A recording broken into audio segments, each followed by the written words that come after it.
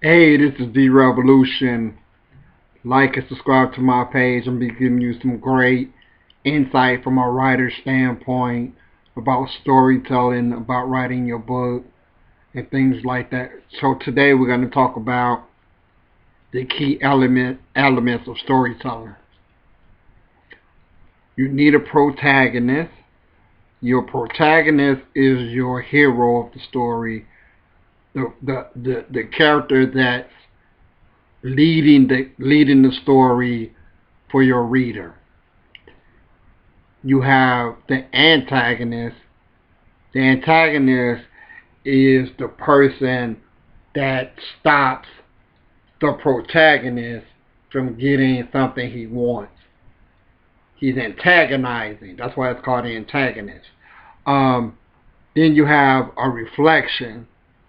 A reflection character is like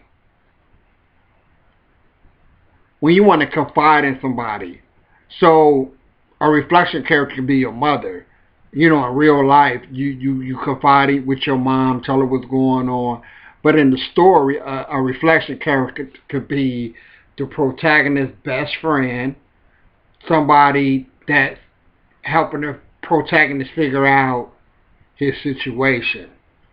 Those are three key elements that you're gonna need, um, along with your subplot, which again, like I said, a subplot is like French fries to a cheeseburger. A subplot is like having a pair of shoes to your outfit, a fresh pair of shoes. So you have those particular elements, and then basically from there, once you get those elements solidified, then you can start your story. You can kind of know where you're going with it and what you're doing. Those are the key, some of the key things that you need with storytelling. I'm D Revolution. Please like and subscribe to my page. Press the notification button. Um, Press the notification button and share my ideas or my opinions with other people that you know are trying to write.